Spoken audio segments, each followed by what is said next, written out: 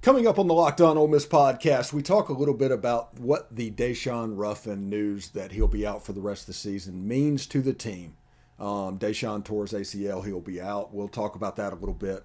And then we'll get into why, in the second segment of the show, why the NIL and transfer portal and all that is actually the great equalizer in regards to recruiting. It's going to spread it out. It's going to make the top 50 recruits a little bit more. Once the playoffs expand it, that'll be a little bit more. We'll talk about that a little bit. But anyway, this is the Locked On Ole Miss podcast. You are Locked On Ole Miss, your daily podcast on the Ole Miss Rebels. Part of the Locked On Podcast Network, your team every day.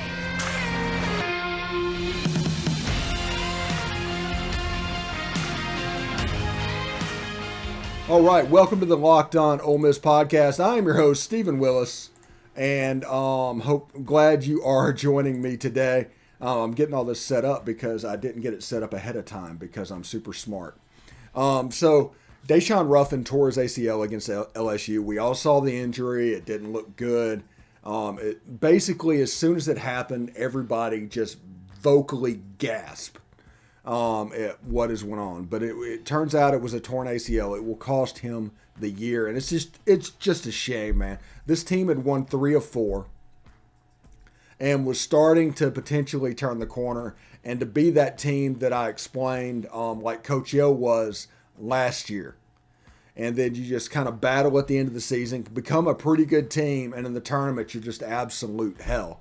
And with Daeshun Ruffin out, I think Ole Miss has I think the bench goes 7 players deep or something like that. You're going to have to play Eric Vanderheiden. You're going to have to play Grant Slatton at least a little bit. Ole Miss has a problem with bringing the ball up the court, and Austin Crawley will end up being the point guard.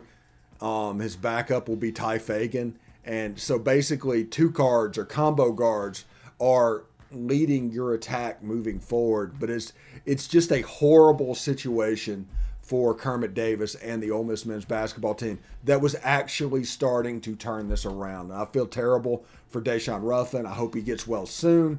And when he comes back next year, hopefully he can pick up where he left off. And because he was becoming quite an effective guard in the SEC. He was the SEC Freshman of the Week last week. And it's just truly heartbreaking to understand what he has gone through and what he is going through. So Daeshun Ruffin out for the season with an ACL. BetOnline has you covered this season with more props, odds, and lines than ever before as football continues its march through the playoffs. Right to the big game in a couple of weeks. BetOnline.net remains the best spot for all of your sports scores, podcasts, and news this season. And it's not just football. BetOnline has up-to-the-minute info on pro and college hoops, NHL, boxing, UFC, along with live real-time updates of current games. Don't wait to take advantage of all the new amazing offers available for 2022. BetOnline, where the game starts. Hey, Locked On Ole Miss podcast listeners, this is Stephen Willis with an incredible app everyone who buys gas needs to know about. GetUpside. My listeners are currently earning cash back for every gallon of gas. Every time they fill up, just download the free GetUpside app in the App Store or Google Play right now. Use the promo code SCORE for 25 cents per gallon or more on your first fill up. Cash back. Do not pay full price at the pump anymore. Get cash back using GetUpside. Just download the app for free and use promo code SCORE for 25 cents per gallon or more on your first tank. Some people who drive a lot are making as much as $200 or $300 a year in cash back, and there's no catch. The cash back gets added right to your account. You can cash out at any time to your bank account, PayPal, or an Amazon gift card or some other brand like that. Just download the free GetUpside app and use promo code SCORE to get 25 cents per gallon or more cash back on your first tank. That's promo code SCORE. It's Super Week brought to you by GetUpside, and there's no better place to get coverage of the big game than Locked On NFL podcast. Locked On Bengals and Locked On Rams are in LA all week covering the big game. So In the first segment, we talked about Daeshun Ruffin and the sadness of him going down. He was really exciting. He's somebody that I just enjoyed watching, and it's just a shame that things went down the way it went down. Now we're going to shift gears a little bit to college football, and specifically the NIL and transfer portal options of college football. And these will be the great equalizer. Now, in a world where you can only sign 25 players, and that is what we need to get back to next year. This 32-player rule needs to go away. So that's the first rule with Ole Miss. For anything that goes on, that is the caveat. The 25-player rule has to come back to be the max number of initials. That forces these blue blood super recruiter teams to either recruit or use the portal, but they're unable to do both the way it's worked. So this is the way it is. Right now, there are essentially 3 super recruiters in the country. That's Ohio State, Alabama, and Georgia. Texas A&M is coming into that, but we'll get to that in just a second. But those were the 3 going into this era. Now, in the age of NIL, Texas A&M, and USC is going to be able to play ball. So that automatically bumps it up to 6. So 6 teams are considered super recruiters when there were 3. That means those 5-star players are going to be divided amongst 6 teams as opposed to 3 teams. Plus, on NIL, there could be some surprises, like the player that Jackson State signed this year. So pay attention to stuff like that. So the 5-star pool could get even lighter. Once you add in the transfer portal, you have to keep those guys happy. You have 6 or 7 teams. You have to keep those guys happy. If you do not do that, they will enter the transfer portal, which I say now it is more important to finish in the top 2 than to actually succeed. Because after the one-time transfer, it becomes like a normal recruiting type situation for these college athletes. Until the one-time transfer, you really have to work to keep them happy. So whatever you promised, which several people in the age of NIL and what's going on, whatever you promised, you better come through and deliver on. Because if you don't, they're going to enter the portal. They're not going to play the NIL game again because they got burnt, and it's going to look more traditional. Teams like Ole Miss and Oklahoma State and these second-tier teams that are trying to close that talent gap that Alabama and Georgia have put together, and soon to be A&M with what they're recruiting, now can do that through the transfer portal with players like Zach Evans, Jackson Dart, Michael Trigg, even Malik Heath, who is looking at, he's going to be a 5th wide receiver, Isheem Young, Troy Brown. These players that are super good that actually increase your talent profile is coming into your team. And so now that talent gap is shrunk. So there's less margin for error for these elite teams. See, everybody talks about Alabama and Georgia, but the fact of the matter is they can play not their best game and win. They have more margin for error because of the talent gap. This transfer portal is going to close that talent gap and make those games harder. You're not going to see Alabama or Georgia in the national championship every year because their margin of error has gotten slimmer. All of a sudden, they might be a 10-2 team one year. They might be a 9-3 team one year. It's a good team. They have good players, but they're not what they were. I think 2012 through 2019-ish will be known as the heyday of the superpowers in college football. That's whenever they were able to collect it and also recruit to the playoff. Even Clemson did that some, but able to have such a small group of teams that were able to make that playoff meant they could recruit to it. And that was another bullet in their gun, so to speak. So pay attention to that and understand what is going on with the NIL and transfer portal, because this is an unbelievably good thing. Even though Ole Miss might be considered a poorer school than some of these in the NIL realm, right now is an excellent time for Ole Miss football. It's the new year. And so that means New Year's resolutions. If yours is about getting fit or eating healthier, make sure you include Built Bar in your plan. Built Bar is a protein bar that tastes like a candy bar, maybe even better than a candy bar. Built Bar makes you easier to stick to resolution because it tastes so good. You will want to eat it. Unlike other protein bars that can be chalky, waxy, or taste like a chemical spill. You want to eat healthy, but it just gets so boring. So like week 3, you might be thinking, this just is not worth it. Where's the chocolate? Well, Built Bars are covered in 100% real chocolate. So here's an idea for the new year. Go to all your secret treat stashes at home, in the pantry, in the office, in the car, wherever. Throw them all out. Throw out all the sugary, calorie-filled treats and replace them with Built Bars. So when you're craving a snack or treat, you can reach for something that's healthy and tastes incredible. Even if you're not a huge fan of working out, you can at least eat something that tastes good and is good for you. That's why when you enjoy a delicious Built Bar, you can almost count it as a workout. So there's so many different flavors to choose from, like coconut almond, peanut butter brownie, raspberry, cookies and cream, salted caramel, and many, many more. In fact, Built is always coming out with new limited time flavors, so check out Built.com to see what they have new. But until then, go to Built.com, use promo code LOCKED15 and get 15% off your order. Again, use promo code LOCKED15 for 15% off at Built.com. Welcome to our Perspectives feature. This is the Locked On Ole Miss podcast. I'm here with Tom Vanderford. He's here to talk about all things Ole Miss sports from his point of view. We've had a couple of topics that happened this week for Daeshun Ruffin and his unfortunate injury, all the way to Jimbo having a temper tantrum. How you doing, Tom? I doing great. Yeah, we were talking before we just came on the air about the Jimbo Lane situation and how Tom thinks that Jimbo's probably more mad at Saban. Of course, I had mentioned the Lane thing that came up. But, Tom, what are your actual thoughts on that little kerfuffle? Well, I'm sure he got irritated by what Lane said, but I think what really got under his skin is when Nick Saban, he used to work for Nick Saban, right?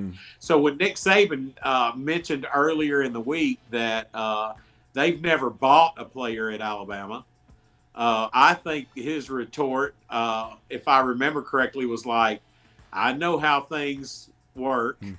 And I know what really went down. Basically, I know where the bodies are buried, Nick. I know how it all works. And I think he's just getting more irritated because a light's shining on them because of the publicity of how much money that they spent.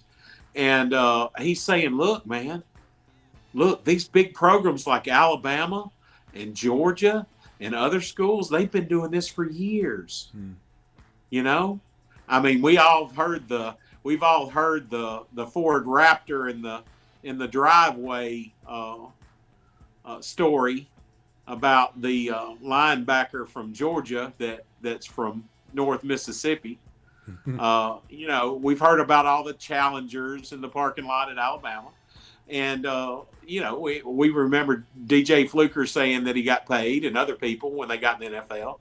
And it just, I think it just really got to him as like a, how dare you, But Lane's just telling the truth, man. He's just telling the truth.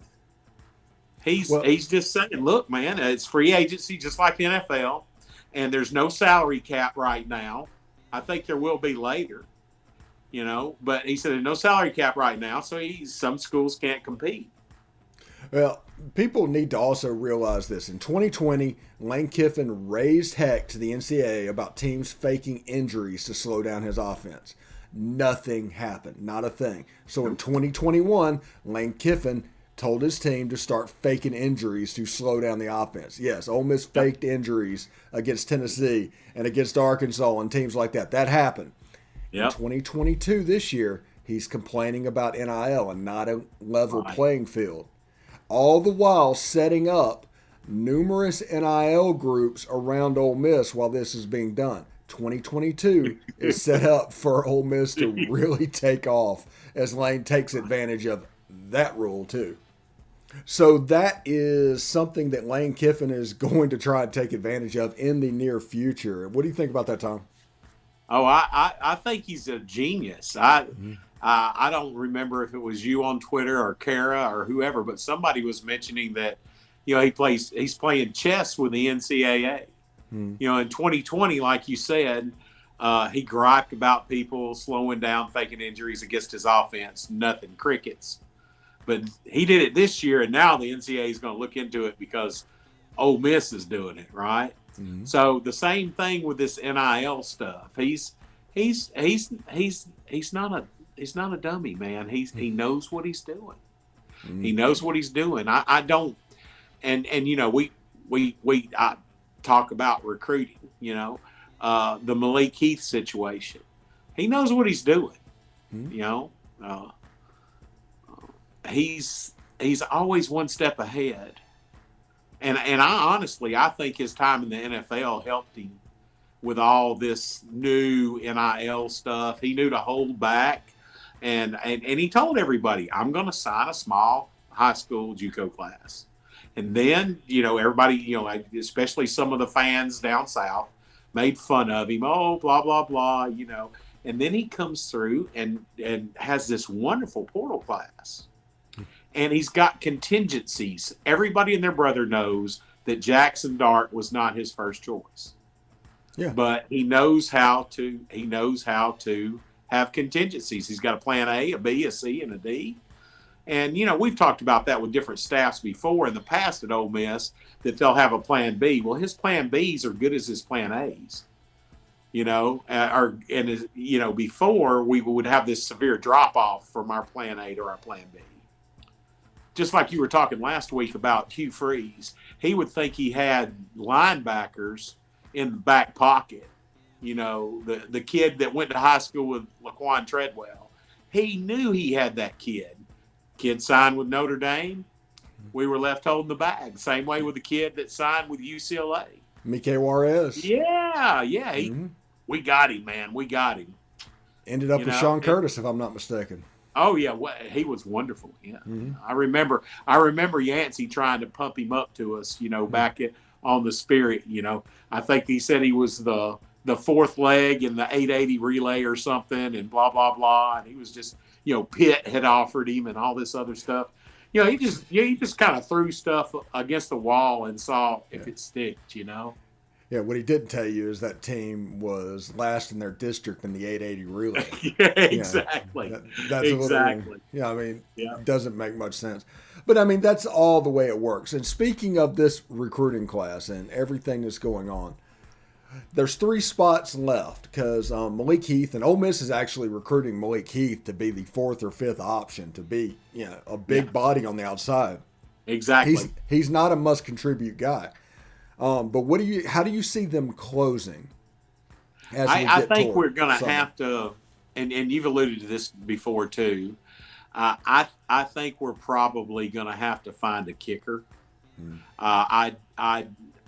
Caden Costa, man, golly, too good to be true, I guess. But now we may know how he got that powerful leg, but we needed him, and nothing against Kel Nation. He's a good kid, but we need that game changer kicker. So I think we'll get a kicker. And the other 2, I think he's just going to get best available. Yeah. If it was me, I would grab one more linebacker, and I would try to grab, possibly another big ugly on the offensive line if I could get what I wanted. Yeah, I think if a center pops open, maybe look in that direction then. Right. Right. Linebacker, I think we're pretty good. Defensive line and the secondary, we're in pretty good shape. I think a kicker, offensive lineman, and another wide receiver, like a best available type. That you can get, and I think you'll be in good shape. Yeah. I would. I know it's not going to happen. It's a pipe dream. But because LSU is not going to let it happen, but if Smith's grades were better, I think he would be a viable option in June. But well, I don't think LSU has that much of a choice because they're going to try and recruit him. If Ole Miss plays this game well, that is absolutely going to happen for the next 5 months. Mm-hmm. And just lets him being recruited because he's still in the portal, so Ole Miss can contact him as much as they want to. Right. But they can just fend off and keep LSU at arm's length away and what's going on. The kid sounds like he wants to come back to Mississippi. I agree. Legitimately. And he doesn't look like he's in a hurry after LSU. Now, once LSU starts spring practice, they're going to give up on Deion Smith. The hay's already in the barn when it comes to scholarship money and the tuition being paid. So don't worry about anything like that. Yeah. Just the main thing you need to worry about is whether or not he plays football for LSU next year. That's the other option besides Ole Miss at this point. Yeah, exactly. And you brought up a good point. If he's still in the portal when they start spring, it's over. Mm-hmm. I don't know if it's true, but, I've mentioned before I work in engineering and have a lot of Mississippi State people I work with, and they swear up and down that after Heath got the car wreck that Leach kind of gave his scholarship away. I don't know if that's true or not, but I think he's a solid pickup. I think especially on that Egg Bowl, he's going to be wanting to do good things. Yeah, and he's a big body that helps in the run game. We have Zach Evans back there. We're block on the edge away from taking that to distance. If you look at there were games last year when Jacour Pearson was playing outside receiver at 5'6", 150 pounds. Exactly. I mean, having somebody 230 pounds, almost like an Evan Ingram out there, is going to help Zach Evans, especially with his tempo. So should be fun. Yeah, it says you've got Mingo, he's a big body. Mm-hmm. You get Malik Heath, he's a big body. Braylon Brown's a big body and is destined for a great season. He might be the starter over Heath because Braylon Brown is that good. I agree. And Quay Davis is a big body. You could put him at the slot. So I guess what I'm trying to say, if we run tempo like we can, we still have a lot of options to substitute people, and we've got a stable of receivers. Yeah, this is probably the most overall talented roster that Ole Miss has ever assembled. Now, I'm not saying this is the best offense that they've ever had, but when you look at quarterback, the wide receiver positions of what they're planning on bringing in, tight end, back in the running back position, this is the first time that I can think of forever that Ole Miss has recruited somebody that is projected to be a big-time running back since, like, Deuce. And, I agree. Yeah, and I don't think people realize how big of a threat that is. When you play against a team like Alabama, to know that they have to respect the run opens up so much in the pass game. Henry To'oTo'o at linebacker is a liability in pass coverage. You can upset the apple cart a little bit with him in coverage and RPOs directed at him being the conflict player. And because of that, because of Zach Evans, all of a sudden Michael Trigg gets behind him, Jalen Knox gets behind him. It is an equalizer that the offense is going to look a lot more like it did in 2020 with Elijah Moore and Kenny Yeboah at the same time this time. So it's exciting, man. It really is. Oh, yeah. Jalen Knox, you bring him up. A lot of people just don't realize, he had a transfer season last year, right? He sat out, right? Mm-hmm. And he was highly touted coming out of high school. He's a speed guy. And when you get those mismatches, like with Trigg, Knox, like you said, I think that those guys are better athletes and have more speed than Kenny. Oh, yeah, definitely. And look what we did with Evan Ingram, Yeah. Trigg is, I was about to say, Trigg is closer to Evan Ingram, except maybe add 10 more pounds to it. Trigg's a freak of an athlete. Oh, gosh, yeah. Yeah. Mm-hmm. And, like you said, I don't think we've ever had, we've always, just like this year, we had one really good quarterback and really not a lot behind him as far as experience goes. And no matter who wins in the spring, we've got two really good quarterbacks. For the first time that I can remember, if one goes down, I'm going to feel a little bit better about the replacement. So that's wonderful. And also this first year with Jackson Dart, he has to learn how to play quarterback real similar to Matt Corral in 2020. There's going to be games like Arkansas and LSU in his future. It might not be 6 or 5 interceptions, but he's going to struggle at times this season. So don't go off the rails predicting an 11-1. Just stick to 10-2 and be happy. No. But I told somebody the other day, I said, I think our floor is 6-6 and our ceilings, if we're everything works out, 9-3, 10-2 maybe, but that's, the ball bounced a lot. The ball bounced our way a lot this year. Yes. The Arkansas game, hey, that was a toss-up. And the Tennessee game, there were a lot of games where we won right at the end, or we held on to a lead, or whatever the case is. And I know our defense is going to be better. It's going to be a lot better next year. I don't think people realize how much better our defense is going to be, how much more deep it's going to be. But our offense, like you said, they're going to have growing pains. Whether it's Luke or Dart, they're going to throw some picks. Yeah. And next year there's going to be essentially 2 Jake Springers on defense that they can rotate. Those players that make all the difference, you're getting the personnel to do what they want to do, and it's going to be quite impressive, I think. Looking at I think so too. And I love the Chris Kiffin hire. I love the DB coach hire.